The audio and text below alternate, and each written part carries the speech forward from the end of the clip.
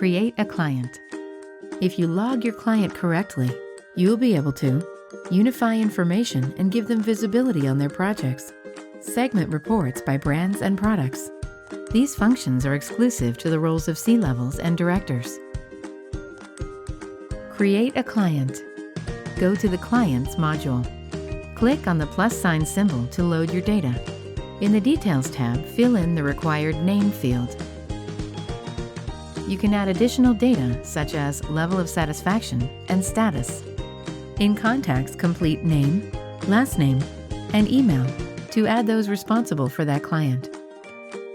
You can give them visibility on their projects and tasks. Brands and products. Here you can add the brands and products linked to your new client. This segmentation will help you when extracting metrics or reports by brand or product of the client. Click the OK button to save all the loaded information.